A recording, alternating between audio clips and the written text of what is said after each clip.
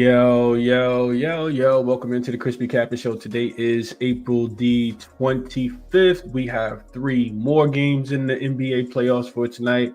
So with no further ado, let's just jump right into it. Last night, just one official play for me, which was the New York Knickerbockers. They got the job done in Detroit last night. Hostile environment. Jalen Duren dunking on everybody, but they got the job done, and that's all that matters. Knicks was the only play. Thunder minus the 9 was a loser. They did have a miraculous comeback in that game, which was kind of crazy.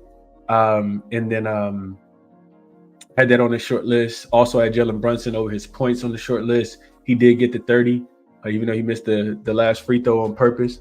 But yeah, so it would have been a profitable day yesterday. Also, I know we talked about somebody mentioned a little money line parlay with the Thunder and the Clippers. The Clippers -5 would have been good money. So shaping up to be a really really good first round, man. I think I was going through my numbers this morning. I'm 11-3 since the regular season ended.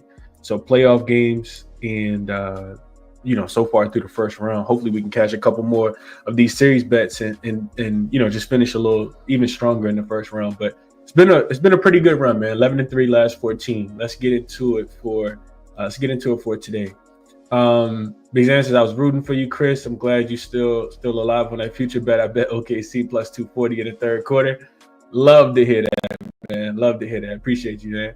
Like well, since my parlay was hanging by a thread, but OKC comeback was with the spread and total points over was insane. Kawhi Leonard over his 35.5 points, rebounds, and assists. Great call. Knicks money line, Clips -5. Let's keep it rolling. I like it. Good morning, Marquise. Good morning, Prolific says. Good morning, Chris. Vegas made the call. The OKC coach told him not to win by double digits. Damn, Vegas. Yeah, those game threes are tricky, man. We'll talk about a couple more game threes as well. Chad says he jumped on the spread with OKC as well. What up, Vario? Appreciate you for tapping in. Feel like I haven't seen you in quite a while. Says, yo, Chris, really hoping the Lakers offense will show up. T-Wolves had their outlier game 1. Lakers continue to play physical defense and hoping for their outlier game in 3. Took the Lakers money line at plus 130. Okay. Bitsy reminding people to hit the like button. I don't talk about it too much on the show, but it is greatly appreciated if you guys can hit the like button. Outside of hitting the like button, I don't care if you guys don't hit the like button. Share the show. Just share it with more people who, are interested in, sports betting as an investment, because that's what we do on this show. We try to take a long-term investment approach. Manage our bankroll appropriately, only give out winning plays, only share valuable information. And it's a lot of positive vibes, man. So appreciate you, Bissy.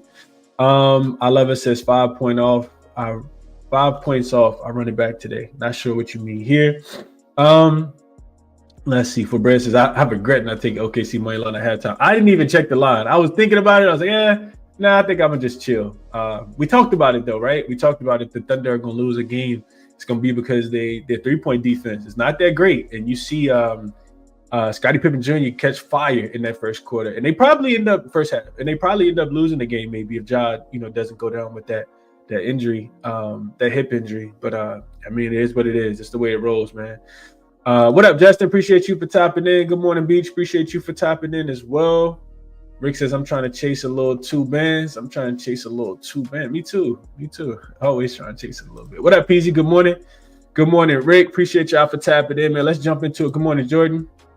He says he got a plus 700 on OKC last night. Love to hear that. Love to hear that. LJ says game 3s. LJ will be live with me in the morning as well. We'll do a show tomorrow morning. My guy LJ gonna be live with me in the morning. It says game 3s are very important games. That win game 3 usually win the series. Teams that win game 3 usually win the series. That's a fact. That is a fact. Chad says call the show the CNC 500.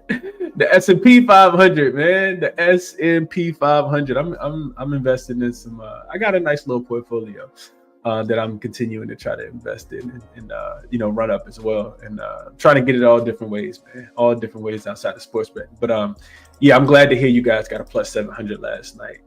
All right, let's jump into it for today. First up, we'll start with jaXon. jaXon went 1-1 yesterday.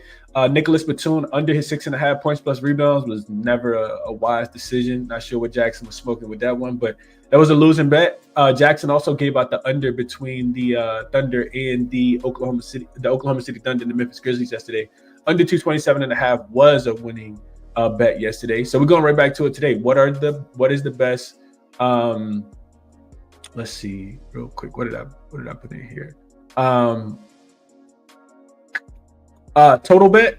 So what's the bet? Same thing, same prompt. What is the best under in the NBA as far as total goes, and what's the best player prop? So I didn't talk about an under today as far as player props go, but I wanted to know the best player prop as far as only using playoff data, only using NBA playoff data. So let's jump into the total first. jaXon likes the under 198 between the Boston Celtics and the Orlando Magic. Says the Celtics and Magic have been involved in low-scoring games recently. The total is set at 198, which reflects the defensive nature of both teams. The Celtics rank among the top defensive teams in the league, allowing just 104.3 points per game during the regular season. The ability to limit their opponent from scoring has been a big factor in the playoff success. Orlando's offensive struggles. The Magic have struggled offensively, averaging just 98.7 points per game in their last 3 contests. The lack of consistent scoring options make it difficult to push the total over. Pace of play, both teams play at a slow pace with limited possessions and scoring opportunities. This is especially true in playoff games where defensive intensity increased. Take the under 198 between the Boston Celtics and the Orlando Magic. I do see this down to 197.5 as well. We'll talk about that game in just a second. As far as player props, jaXon likes Wendell Carter Jr. So again, the prompt is, what is the best player prop in the NBA today based on only playoff stats? jaXon likes Wendell Carter Jr. under his 9.5 rebounds and assists at -105 on ESPN Bet. Says that he struggled to hit the line in the playoffs, averaging just 8 combined rebounds and assists over his last 5 games. Recent trend, he's gone under in 80% of his last 5 games and 80% of his last 10 games, averaging 7.6 and 8.13 respectively. Opponent's defense, the Celtics rank 7th in defense against his position, making it a tough matchup for Wendell Carter Jr. to exceed this line. Home performance at home this season, he's averaged 8.56 combined rebounds and assists, further supporting the under. So bet Wendell Carter Jr. under his 9.5 rebounds and assists today. So 2 unders is what jaXon likes today. I will have to look into the Wendell Carter Jr. one a little bit more. But yeah, that's what jaXon likes. Real quick, and I said this real quick. Promo code ChrisBeCappinn, 2 P's, 2 N's, or get you 50% off whatever tier that you want to sign up for using jaXon. Also, it's important to remember that, especially if you're new, jaXon doesn't just handicap player props in size and totals in the NBA, but also MLB, WNBA is right around the corner, college football, college basketball, you name it. So check jaXon out if you're interested. Save yourself some time on your research. Even if you can handicap the games yourself, compare your notes to what jaXon says by typing in the prompt. Really cool sports betting tool. Next announcement really quick. I told you guys yesterday, I said this at the end of the show, I will be doing a playback. First official playback tomorrow. We will be watching probably the Denver Nuggets and the Clippers game 4 between the Denver Nuggets and the Clippers at 6:00. I think that's the one that probably fits my schedule the best. But stay tuned. It might be OKC Memphis. I don't know if I really even want to watch that game, but we'll be making some live bets as well. Some opportunities present themselves. Maybe even Houston and Golden State, but definitely if you guys are available, definitely try to tap into the playback tomorrow. We'll go through. We'll watch at least one of those games and fire off some looks as well. And I'll share the link on X. So make sure you guys are following me as well at ChrisBeCappinn, 2 P's, 2 N's. All right, let's jump into Magic and Celtics for today. All right, so line open. I think Boston was laying 5.5. I think it was. And open 5.5, total open 197. Hasn't really moved a ton at all. 197.5. So the reason why the line has gotten a little bit shorter, of course, is because of the injury report. Jason Tatum is listed as doubtful, and Drew Holiday has also been downgraded to questionable. And that's a big piece for the Boston Celtics, right? I think we all kind of agree that Drew Holiday, especially the game that he had in game 1, if you go back and look at his numbers, he was one of the reasons that they won, because Jaylen Brown and Jason Tatum didn't do much at all in that game. So Let me just confirm that they're okay. Yeah, I just want to make sure Orlando didn't have anything. So Orlando has nothing on injury report. Drew Holiday is dealing with a right hamstring strain. And all right, so let's talk about these injuries real quick. The Boston Celtics are in a different level than the Orlando Magic, and it's because the Orlando Magic struggle to score the basketball. As we know, like they're not a great offensive team, so it doesn't surprise me at all that it wouldn't surprise me if Joe Mazzulla rules out Jason Tatum. I'm not expecting Tatum to come back probably in this whole series, right? Boston is thinking long game. They're not thinking about, trying to necessarily knock off the Orlando Magic. And they know they got enough. They almost covered the last game without Jason Tatum. So now they go on the road. And the same, I kind of feel the same way about Drew Holiday. These are two. I mean, this isn't, Luke Cornett, right? These are two important pieces for the Boston Celtics. So it wouldn't surprise me if Drew Holiday and Jason Tatum both missed today. We shall see how that goes. As far as the game goes, I think the under is a strong play. I actually wrote down 199, so this total has dropped a little bit. I wrote down 199 in my notes yesterday. I think the under is a strong play, and I also lean towards Boston. Haven't bet it yet. The Drew Holiday news really kind of hurt a lot. I do think Boston is the right side. So going back to game two, when I'm comparing these two teams, Orlando offense was a tad bit too good. I think some of that might have been, missing Jason Tatum, but I do think that Boston can play a little bit better defense. I think Orlando will struggle to score the basketball as efficiently as they did in in game two. So we go back and look at it. Orlando had an offensive rating of 113.6, significantly higher than their 108.9 offensive rating during the regular season and their 98.9% offensive rating in game one. Orlando had an 8% turnover rate in game two, which is significantly lower because they do turn the ball over pretty frequently, significantly lower than their 14.7% turnover rate for the regular season. Orlando also finished bottom 10 in ball protection on the season. In game one, they had a 17.2% turnover rate. So I think Orlando offense comes back down to earth. They also shot 81% at the rim, which is highly unlikely given that Boston finished top 6 in both opponent rim frequency and accuracy.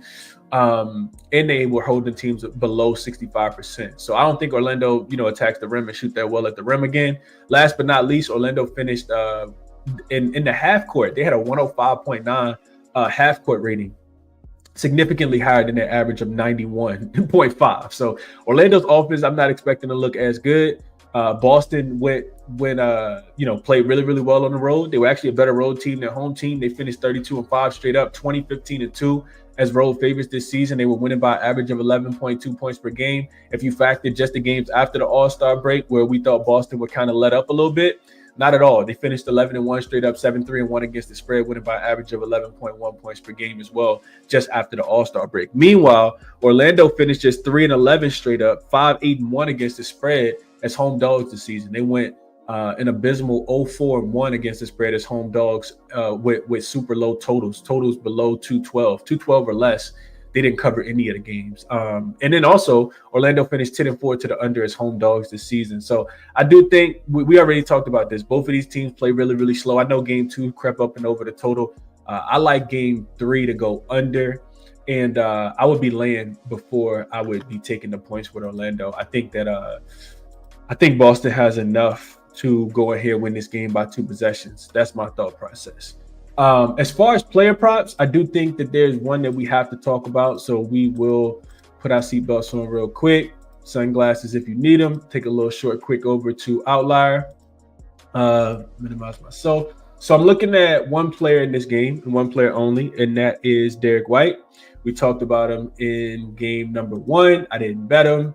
I talked about him in game 2. I didn't bet him, and he's cashed in both. But look at this. So I mean, from the Outlier page, and people that are new to Outlier, this is a sports betting handicapping tool that you can use to analyze player props. But look at this. I'm looking right here at his points plus assists. 21.5 is the number. You can see that he's crushed this number recently. These are his last 10 games. You can see that he's up and over it in, 8 out of his last 10, 5 straight games as well. You can go here, look at the last 20. Been excellent. 70% of his last 20 games, 14 out of the 20. Which is 70%. You can also look at, I mean, and it just makes sense, right? If Derek White's going to be missing, that's going to be more, play creation for a guy like Derek White. Also, if we just look at the head-to-head matchup, back-to-back games, these are the two playoff games, but I'm thinking a little bit more of an increased role. You can see that he's just 3 of 7 in his last 10 games, and these are the 5 games that he's played against them this season. So if he's going, Drew Holiday, if Drew Holiday is going to be missing and Tatum is listed as doubtful, I think Derek White continues to, have a big game here. His assists and points, I think, should be absolutely money in this game. Look at these shot attempts, 18 and 14 in the first 2 games as well. He's just one of those guys that can kind of kill Orlando. So Derek White is on my short list. 21.5 is the number. It is up to 22.5 on a couple books, but I like the Derek White look a lot. If I'm betting a player prop in this game, that is what I'm betting on, and I'll lean under and I'll lean Boston. Have not bet any of them quite yet. Just really want to see what happens with the injury news, but that's my thought process. Let's see what you guys are thinking about this one. Let's see. Paolo rebounds. I didn't even mention Paolo. I couldn't talk anybody about Paolo. Paolo's been absolutely hooping. I was looking at his numbers earlier. Paolo is the one consistent. It's just not a lot of other consistencies between on the Orlando Magic. I mean, Franz and Paolo are the guys, but you never know who's going to be that next guy to step up. Last game, it was Wendell Carter Jr. who had a really good game. In game number 2, Wendell hit 2 threes late to go up and over his points prop. He finished with 16 and 8. But yeah, nobody else really came along for the ride. Anthony Black did have 11 off the bench. KCP was a abysmal 0 for 6 from the 3-point line, 1 for 9 from the field. Corey Joseph did get the 7 points. That's just not going to be enough to beat Boston, no. So yeah, Paolo has been going crazy though. 32, 9, and 7 was Paolo's number in game 1. So couldn't talk you off of that. Let's see. Ong says DraftKings is -4.5. That's what I got on the screen right here. What up, G421? J Man says Paolo over points, Brown over his points, rebounds, and points plus rebounds. Let's get it. Okay. Chad says if Holiday is out, I like the over. OKC to win the finals. What up, Tariq says Derek White. What a coincidence. I was typing my comment when you mentioned him. Yeah, it should be a big Derek White day. What up, Helms? 21 days to the W. I woke up this morning thinking about WNBA. I'm pretty excited about it. What's up, Helms? Hope all is well with you, bro. Timothy says scored on Paolo rebounds if he is going to guard Jalen like he did late in last game. Okay. Oh, scared of Paolo rebounds. And that's a fact. Yeah, if he's going to be pulled away from the rim. He still ended up with 9 boards, though. All right. Adam, good morning, bro. Appreciate you for tapping in. I think we did a pretty good job. Don't sound like y'all too interested in this game either. So let's push it to the next one. We got the Pacers and the Bucks. This was one that I actually got to early. This line is all the way out to 5.5 now, which is kind of insane to me. I do expect the Bucks to win. I think it's a nice bounce back spot for them after being down 0-2. This line is very, very gone. I actually took the Pacers at open. I'm sorry, I took the Bucks at open on the money line. The money line was -148, I think it was. I was like, man, that's a gift. Now on the money line, it looks like the best one is -205. So we got the absolute best of the number. We'll see how it goes. There's a couple things that I really like for the Bucks in this spot. Them coming back home. So we start off with the takeaways from game 1 and game 2. Milwaukee really, I mean, just plain and simple, have not been able to slow down the Pacers. The Pacers had an offensive rating in game 1 of 122. They had an offensive rating in game 2 of 126. I lost on the Bucks in game 1, but I got a little bit of it back with Kevin Porter Jr. going over his points prop. In game 2, we faded Brook Lopez, and that was a winning proposition as well. So 2-1 in the series. I think the Bucks get right today. I think that their defense gets a little bit better. If you watch game 2, you saw that when the Pacers weren't able to get out and run in transition, the Bucks look a lot better. Highly correlated, like we talked about, with Brook Lopez sitting on the pond. You need Brook Lopez to stay out of the game if you like the Bucks in this game, and I do like the Bucks. The team just plays a lot better because he's so slow, so immobile that he's not affecting the offense or the defense. He's staying out there. He just want to shoot a bunch of threes. He swear he's a 7-foot shooting guard. But I digress on Brook Lopez. I think they have to make some kind of a lineup adjustment. And if you can get, a guy like Bobby Portis going, like he was going in the second game, I think that's going to be big. I think Jericho Sims is a little bit more agile as well, which lines up with the Bucks being able to slow down this Pacers offense. The most glaring difference in it was defending the three-point shot as well for the Bucks. In the regular season, the Bucks were below average. They were 23rd in opponent three-point percentage. But in the playoffs, their performance plummeted, allowing opponents to shoot an astonishing 62.5%. And those opponents have been the Pacers in back-to-back games. The Pacers not even a great three-point shooting team. That's the crazy part.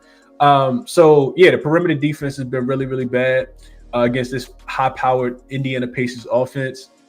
But I think that gets a little bit better. The Bucks' overall defensive efficiency against field goal attempts has dropped significantly, making them one of the worst defenses in the playoffs so far. And the Bucks were a top 10 defensive rated team, on the full season. So I do think that the Bucks 3-point defense gets a little bit better. I think, another game with, Dame having underneath his belt coming back in game 2. I think the Bucks are the right side in the game. I went to sleep last night and I was highly considering taking the Bucks in the first half. A -3 was available because I do think that the Bucks punch early. I think they come out with a sense of urgency, and I think the Pacers. I ain't gonna say that they fold, but I think that the Pacers offense looks a lot worse. I worry about the Pacers being able to stop Giannis tonight.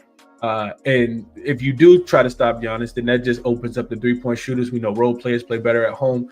I do think the Bucks are the right side. Do I want to lay 5.5? No, because I bet the money line a long time ago. But I do think the Bucks get the job done today. And if I'm gonna add something in this game, it is gonna be the first half. You can get a -4 right now. I don't really like it, being that I saw a -3 last night. But I will tell you guys, since 2005, teams that are down 0-2, they're 93, 52-2 against the spread in the first half of game 3s. That's 64%. Says that you take the Bucks. We also saw this in both. I think both teams covered yesterday. The Grizzlies covered against the Thunder, and the Clippers covered that 2.5 last night as well against the Denver Nuggets as well. So I kind of like Bucks early. -4 is a big number, especially when the full game spread is -5.5. But that's the books telling you that they expect the Bucks to dominate this game from start to finish. So yeah, that's my thought process. Is I would be taking the Bucks early because I already took the Bucks for the full game. Let's see what you guys are thinking about this one. Let's see. Eric says Bucks first half spread -4.5 and full game -5. I think the Bucks will run the game plan successfully at the beginning of the game. Not sure if they cover full game spread. Okay. Leo says, morning, Chris. I took OKC total over 115. Game ended at 114 with OKC missing several free throws. Yeah, they weren't locked in last night, Leo. They were not locked in at all last night. Dame Tom, DJ Prop says, okay. That was an early Christmas present for sure. I need the Bucks just to win the game. Helm says, being a Bucks fan is tough. I love it. Says, I got Brook under again. Yeah, I consider fading Brook again. Typically, I don't like fading players when they come home. But Brook Lopez, I saw the books did drop his line. I'm not sure where it is now, but we bet 9.5 in game 2. He did go under, and that was with him scoring the first 5 points of the game for the Milwaukee Bucks. Now he's listed at still listed at 8.5, but it's actually getting juicy now. -119, it looks like it's available. I couldn't talk anybody off fading Brook Lopez again. He played just 16 minutes. In game number 2 after playing just 20 minutes in game number 3. Remember, he never got back in the fourth quarter. He never got in the fourth quarter after subbing out in the third quarter. So I do think that that's when the Bucks made their run, and Brook Lopez goes under today is my thought process as well. I'm with you. I'll be fading him before I'm playing him, my lovers. Let's see. What up, Mark? Appreciate you for tapping in. I gave Mark a shout out last night on Twitter, man. He had that crazy trend with the Knicks last night. Was absolute winner as well. Let's see. Bro Living says, want nothing to do with the Bucks and Glenn. Pass for me. Okay, I'm on them. I'm on it. Mark says he likes Milwaukee first half as well. It's just crazy to think because you could have got Milwaukee first half like -2. And now it's all the way up to 4.5. And it's a 4 on bet. It's a 3.5 actually on Bet Rivers. And I think Valley Bet has a 3.5 as well. But this is the best number, I think, as far as price goes, is Bet 365 has a -4 right now, a -115. That's been kind of lingering there all morning. Let's see. Bucks to cover, Tariq says. First quarter parlay with full game at +110. Lillard threes, Giannis points, Portis points. Could not talk you off. I could definitely see a trifecta as well, Jose. Could definitely see a trifecta. I think the first quarter was 2.5. I think the Bucks will land 2.5 in the first quarter. I could definitely see it. Could definitely see it.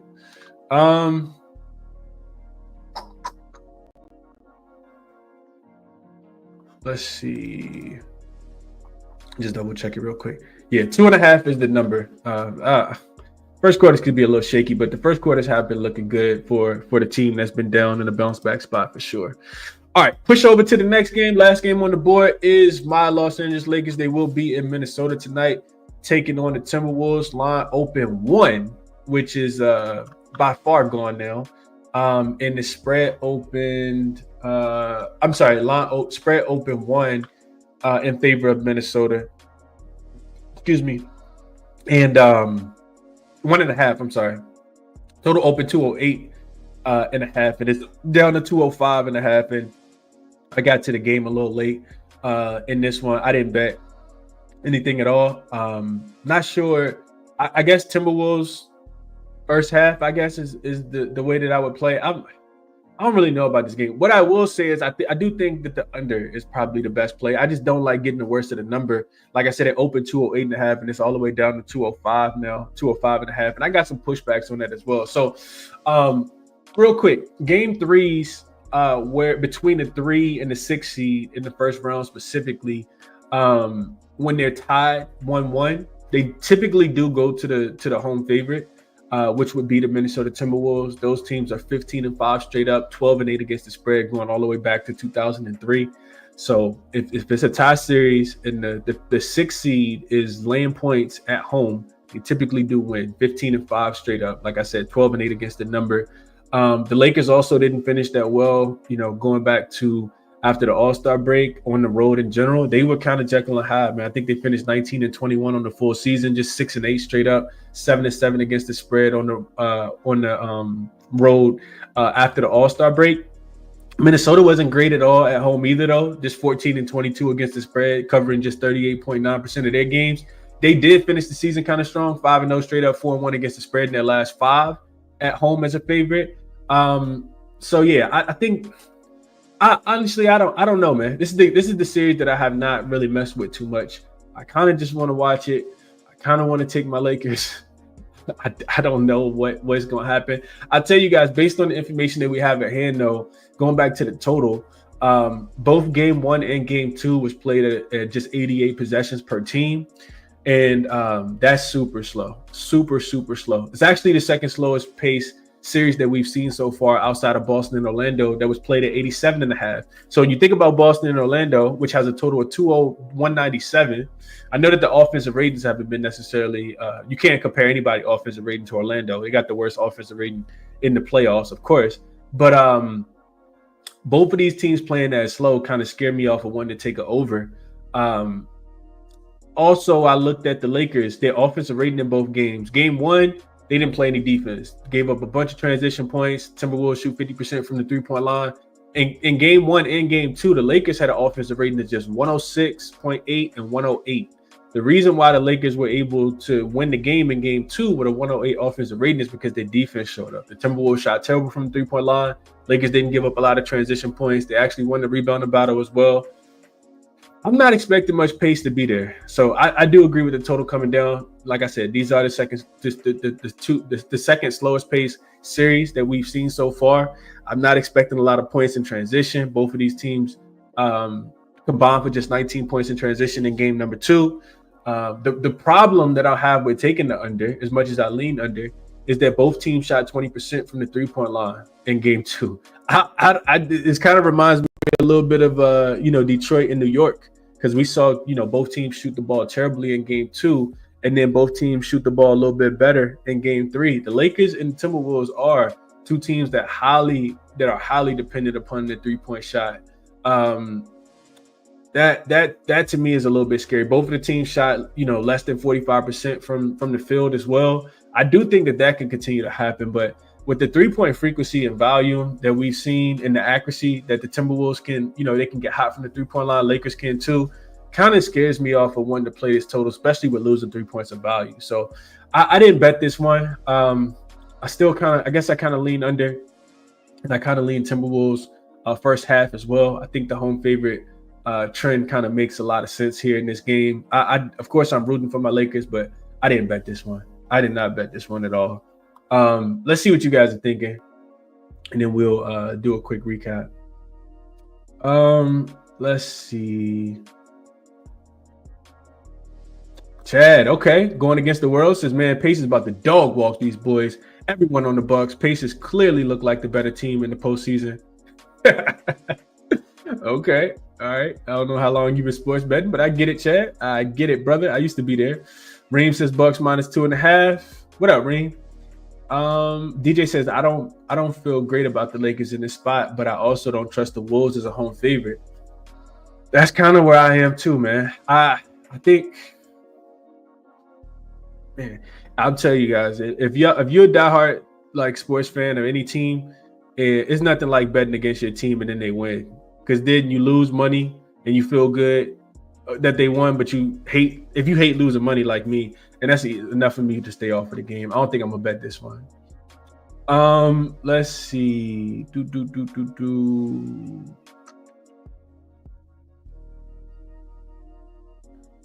Justin likes it. Score 27 -107. Put it in his pocket. Prolific's asking about the first quarter. Lakers have been really good in the first quarter. I don't really know what to do with this one, Prolific. I think the Timberwolves play a little bit better defensively.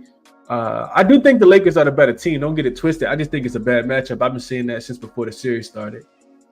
Mark says zigzag play here for him. He took the Timberwolves -2.5. I don't think that's a bad bet at all. Yeah, I was kind of baffled by Shadir not getting drafted yesterday too. I know it's an off topic, but yeah, I agree. Let's see what else you guys said in the comments. Tariq says leaning LeBron under his points. I would need to do a little bit of investigation there. J Man says LeBron under his assists too. Okay, I know Luka has been doing more. Okay, Pedro says first half or first quarter would be safer in your opinion, Chris. As far as the Timberwolves, I would say first half would be safer because the Lakers have been really good in the first quarter. We did see the Lakers win the first quarter in game number 1. I think it was 28-21, and then get absolutely steamrolled in the second quarter. They lost the second quarter by like 16. So, yeah, it's a very difficult series, man. I'm not into just making bets so I can come on here and say, yeah, I got a bet. No, that's not what I do. I like to try to find the edge. It's hard for me to find the edge in this game specifically. Like I said, at 208.5, I would probably play under, but now losing, 3 points of value all the way down to 205 on a couple books as well. I think I'm gonna just be on the sideline this one, not waste you guys' time, because the 3-point shots start to fall. This one could go up and over the total, even though, like I said, it is the second slowest pace game on the board. So, yeah, we'll leave it there. Jumping into a quick recap, I have not made a bet yet. Milwaukee first half -4. I think they get right defensively in this game, and the Pacers haven't been winning because of their defense. They've been winning because of their offense. Offensive rating of 121 and 126 in the first 2 games. I think the Bucks defense show up here. The sharps are all over the Bucks, and I agree with that. I didn't even put what I bet, but there's really no need to add it because the number is long gone. And the only thing that I have played officially today is Milwaukee, but we got Milwaukee as soon as game 2 ended. I bet the Bucks money line, and that number, of course, like I said, is long gone. So I'll add it because that's what I did play. But Milwaukee money line is the only thing that I play. I do like Boston. I'll kind of wait on that number and see what happens with Jrue Holiday. And I'm not expecting Tatum to play. So Boston -4.5. If Jrue Holiday is ruled out, this number will come down. I'll probably then jump on Boston. Derek White up and over his points and assists. This number will probably go up if Drew Holiday gets ruled out, but I'll probably still play it at 22.5 when it goes up as well. So tough slate today, in my opinion. I think it's a pretty tough slate outside of the Bucks being able to get the job done. I do think that they get the job done. Again, if you want all my plays when I do make them, if I add anything, like yesterday I added Knicks, even though I talked about liking the Knicks on the show, it wasn't official until after the show. Use that link in the description to sign up to, get all the plays. We're 11-3 since the play-in started, since the regular season ended. Hopefully we can kind of keep that momentum going. Again, I will be on Playback tomorrow. Follow me on Twitter. I'll tweet out the link so you guys can, we can watch the game. We'll at least watch one of the games tomorrow together. It won't be Cavs in Miami because I'll still be, kind of busy during that time. But probably I'm thinking Denver Clippers at 6 o'clock tomorrow. Eastern Standard Time is the game that I'm due tomorrow. So, yeah, if you're interested, I'll talk about it and have a little bit more information tomorrow morning when I do the show with LJ as well. But, yeah, that'll be it for today. Resources, as always, are here. Outlier, jaXon, Moneyballer, OddsJam. Check them out if you're interested. Best of luck on whatever it is you're betting. Enjoy your Friday, man. I will catch you guys in the next one. I'm out.